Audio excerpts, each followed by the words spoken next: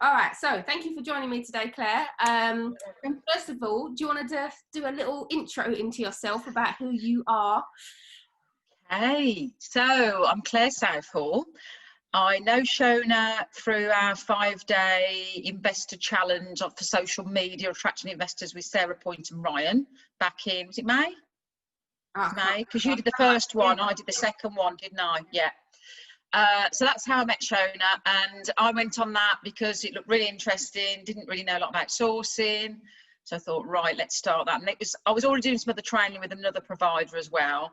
So I thought, right, have a go at this. So I did. And the hub and that is absolutely brilliant, and the training that we've received.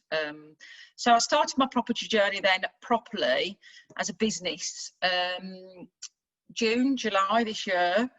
I wasn't planning on doing flips and everything. I was going to do rent to rent, everything else. But I've chose to do the flips instead now. That's my strategy. And I think that you start off thinking, yeah, I'm going to do this, I'm going to do that, I'm going to do this, I'm going to do that strategy, this strategy. And actually what happens is it changes. And that's what I think, Shona, you'll agree, that's what actually does your head in, because you've got this strategy and then you think, yeah, that's great, I'm going to do that. And then you go, oh, but this has come up now. And you get so kind of, what's the word? Distracted. Yeah. So how did you decide on doing the flips then? How was that what you settled on? If I'm honest, I looked at doing the rent to rents first. I thought you don't need lots of money up front. But I just felt, for me, the sort of person I am, it was too salesy for me. I didn't feel confident enough about property to go and start using landlords' houses to rent out, which is a great idea. And I think it's brilliant, and it works if you do it properly and you do it ethically and everything else. But it just wasn't for me. And I was fortunate enough to have not lots of money in the bank, but some, which I raised through my own house as equity for my mortgage. So I was really fortunate. I wasn't starting with nothing completely. I'd done flips and that before, but just my own renovations. So I'd moved like 10 times. So that's a lot of moving. Yeah.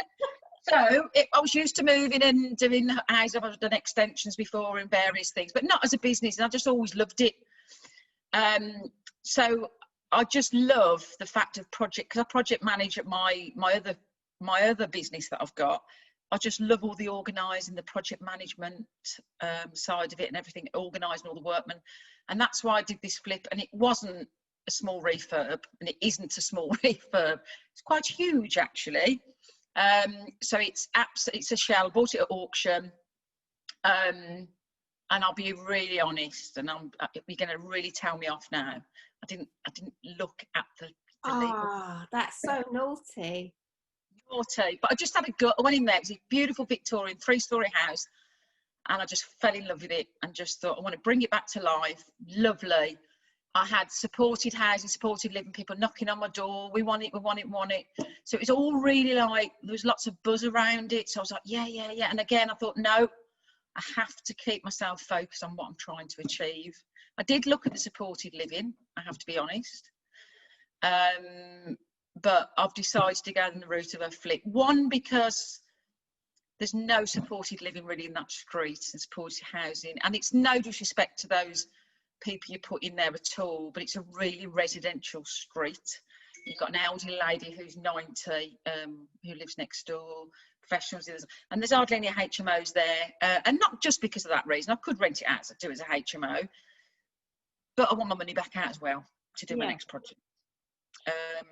So much, I mean, you don't need to say exactly, but how much are you hoping to make from the flip? Okay, from this flip, I wanted to make about 50k. Yeah, because it's a big project. It's not like a little 2-bedroom terraced bit of refurb. It's the whole shebang. But after looking at it, doing it, I'm going to end up with about 30. And the things that I didn't consider was the borrowing costs as high. I did build them in the actual borrowing costs, but the area that I fell down on, and it's a learning, and that's what we're in it for as well, to learn. This is kind of my first big project. was you pay extra to a solicitor. If you're doing bridging finance, you pay extra for your surveys, you pay extra for this, you have to pay for their solicitor as well, don't you, when you get bridging? That sounds crazy to me, but that is how it is. Yeah, so it worked out, it cost me about 25, it will cost me about 25 grand to have borrowed that money over the 12 months. This is why I want to get it sold in 9 months. So, because with bridging, as you're probably aware, you only pay for as long as you borrow.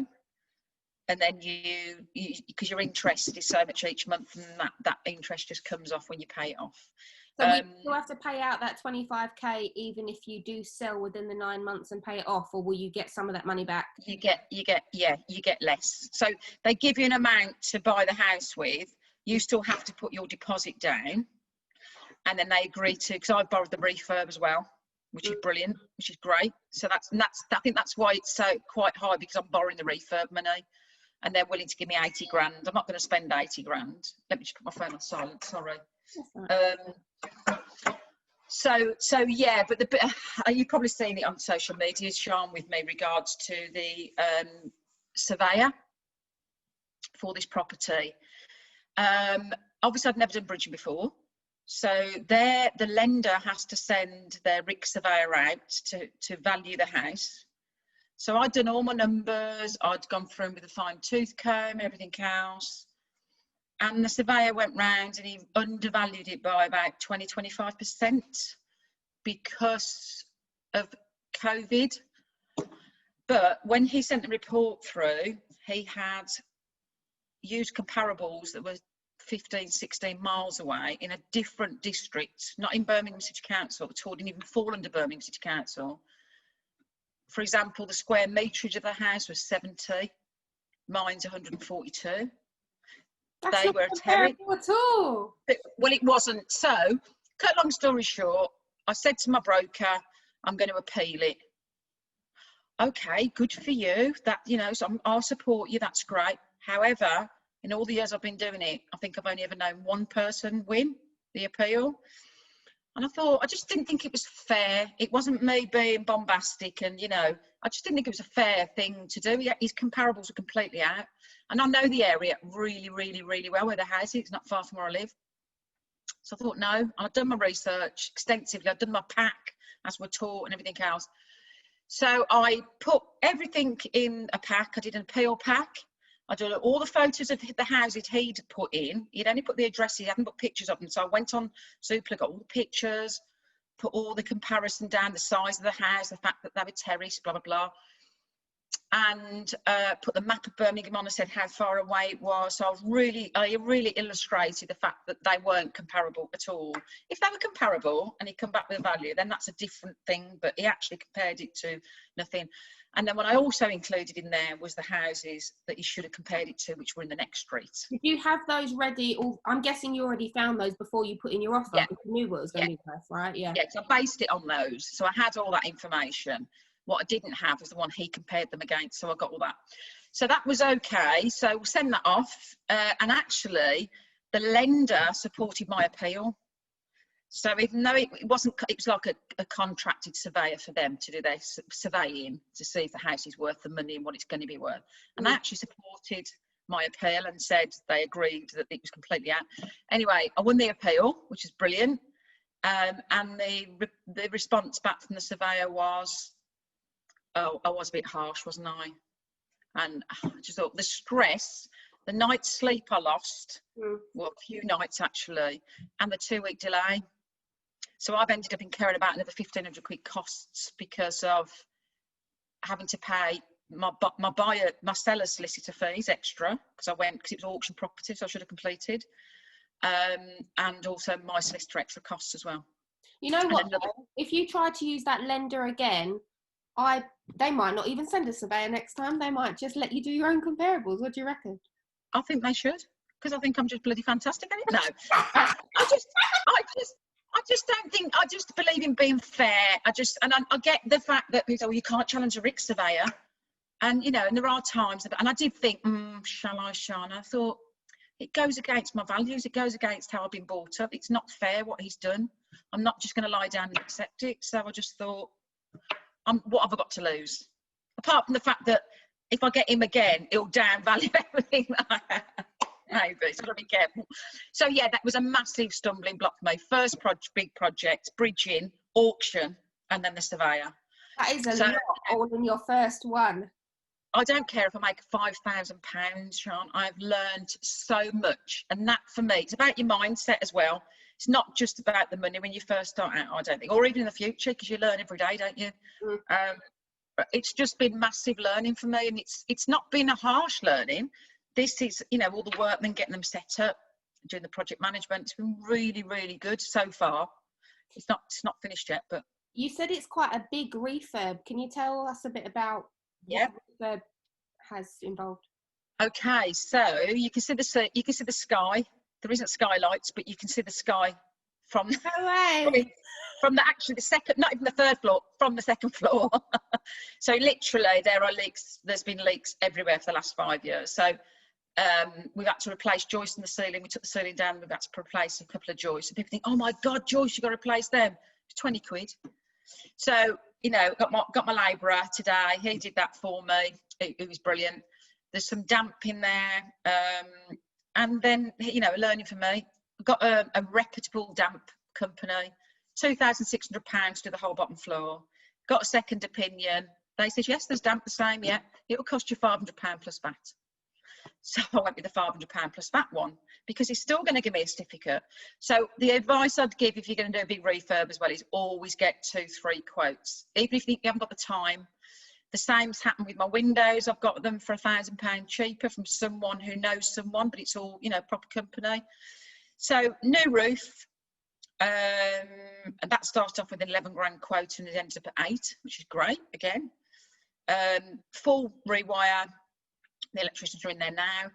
Complete skimming and some boarding. All the ceilings, most of the ceilings got to come down because they're all wet from the damp, from the leaks. Complete new bathroom, electrics, lighting, doors.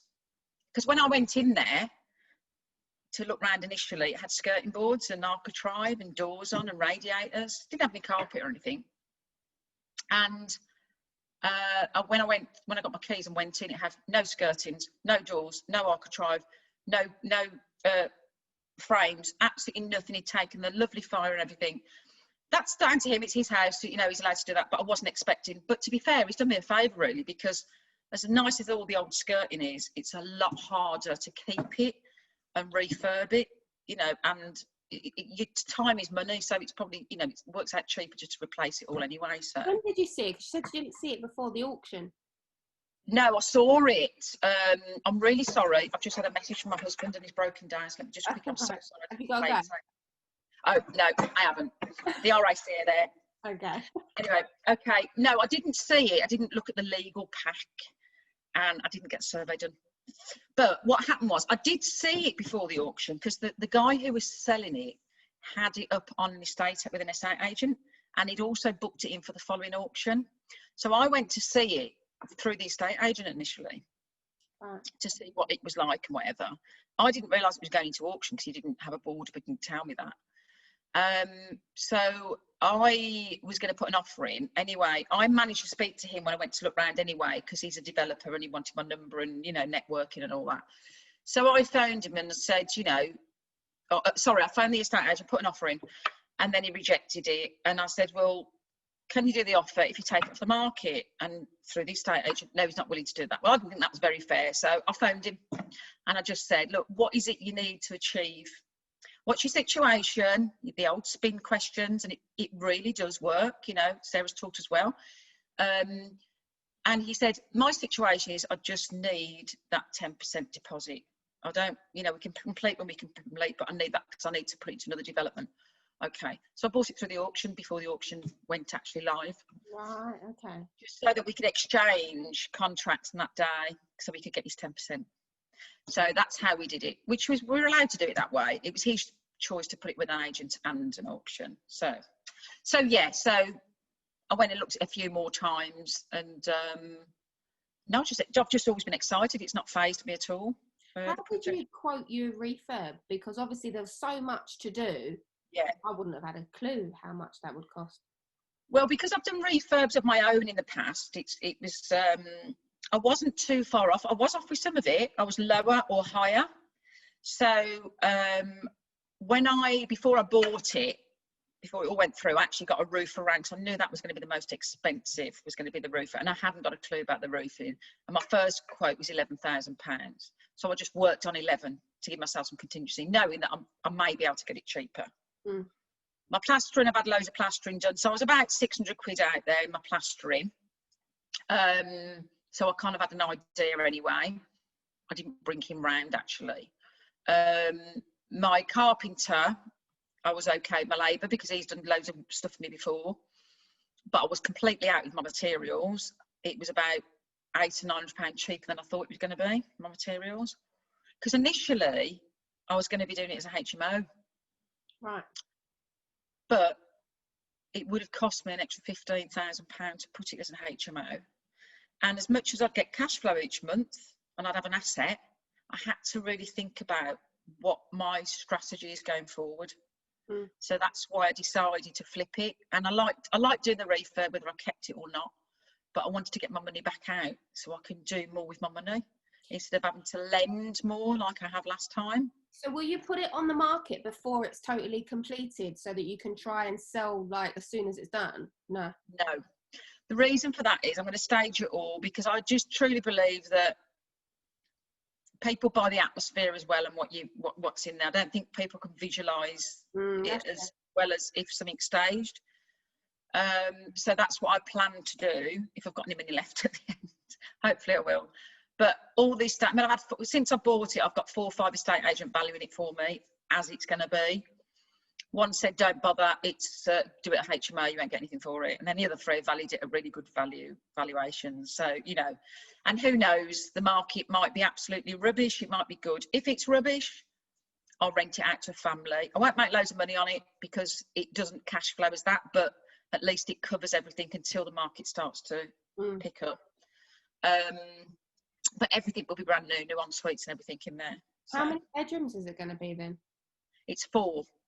Big bedrooms. I mean, the 1 bedroom's the width of the house. I think there's a smallish room, but it's still a double room. Nice. You've got a wet room downstairs. I say wet room. It's kind of a wet room, which you've got to make it into a nice wet room. The kitchens in those, predominantly those houses, those Victorian houses, are always really small. But you have got another room, and then you've got your 2 big, massive double rooms. So we're making the middle room, which is the bigger room, into the kitchen, and we're making the original kitchen into a utility. Because if it's a family of 5 or 6, you need that space, that utility. It's a side door, when you come in and out of the park, dog, whatever, they don't want to trample it through the front door. I know I use my side entrance as well. So I just thought that was more appropriate for a family, really. I'm just trying to think family market, how would they live? How do I live? And just trying to, and it's going to be done to a good spec, a really good spec.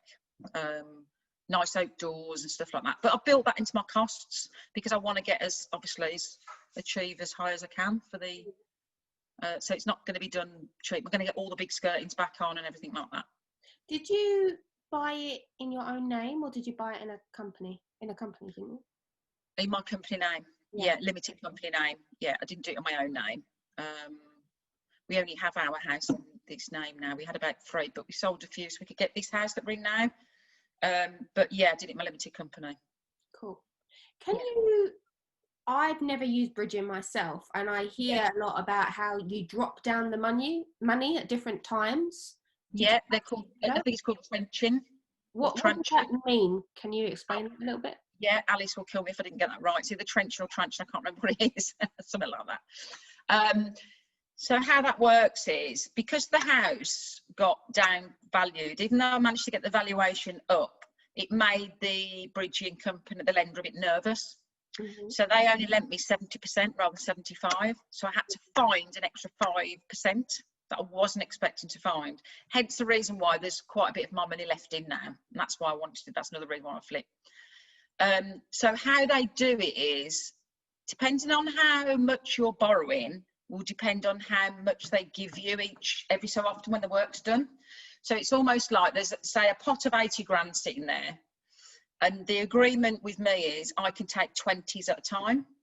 So what happens is they want to see that you're putting your money in. So I have to get, say for example, the roof is 10, say the electrics is 5 and the plastering's 5.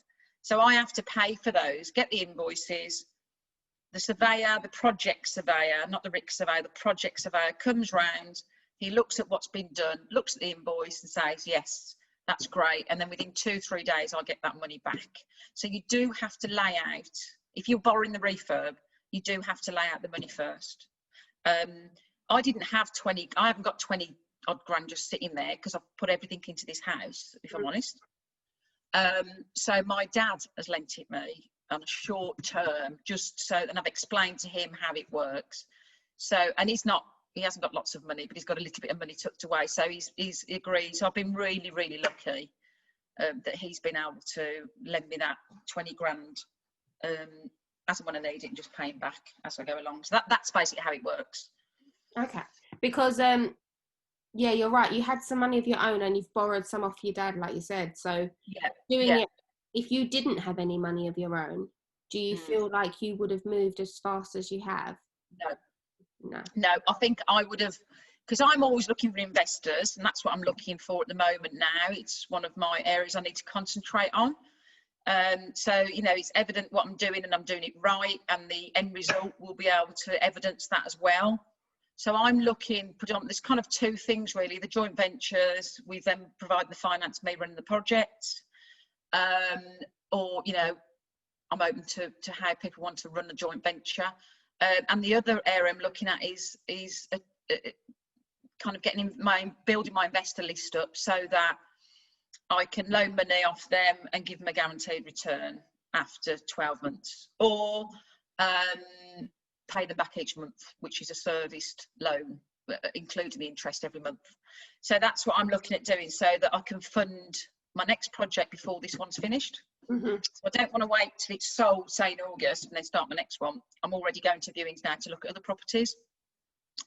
And then I'm at the same time looking for investors as well. So yeah, I don't think it would have moved. Well, I know it wouldn't have moved as quick. There's no way I would be able to raise that.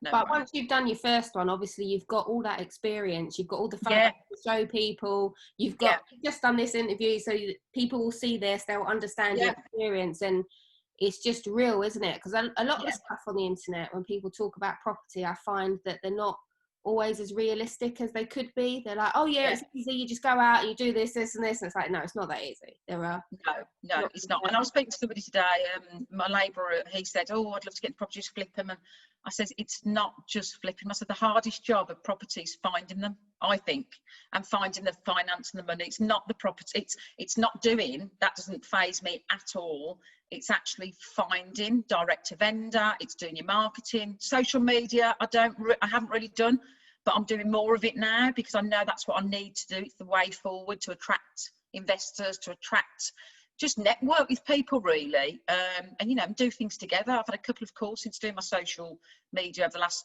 few days and stuff, which is great, because, you know, I want to learn off other people as well. So yeah, I think that they do. They say, oh, no money down and this and that. And that.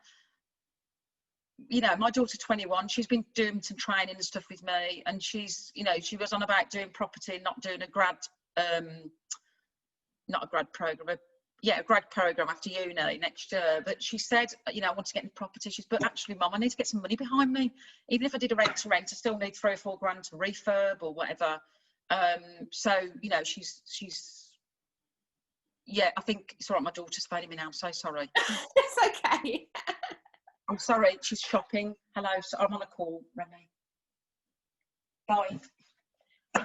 Got you on interview. It's all right. You mentioned that your labourer wanted to get into property. Yeah. Maybe have a conversation with him, because if your labourer's got the money to upfront the cost of materials and his labour, and you could pay him when you sell, that would be a really good way to work. Well, he loves property, just not a risk taker. He says, you know, I've only got about £300,000 equity in my house. I'm like, okay then, so why don't you look at that? I'll project manage it all, you do the labouring, and we can look at it, you know, what we come out with. So he's thinking about it. Okay, cool. And he's a really good grafter. He's a lovely guy, and, you know, it really would work. But and I know people say, tell everyone what you do, tell everyone what you do, because it works. Yeah. I don't care if I sound like a broken record. I don't care if people think I'm bragging. I just tell everyone what I do now. Even shopkeepers and everything. Oh yeah, you know. And you get to. I had a guy the other day in the road who was his phone had died, and he said, "Can I borrow your phone? Can I borrow your phone?" And I said, "Yeah, of course I can. Of course you can. It's fine. You know, COVID permitting, just borrow it." So he borrowed it. He says, "Oh," and he spoke to this guy, and he says, "Yeah, I'll meet you at the house." And And I says, "Oh, what are you doing then?" He says, "Oh, we do house clearances."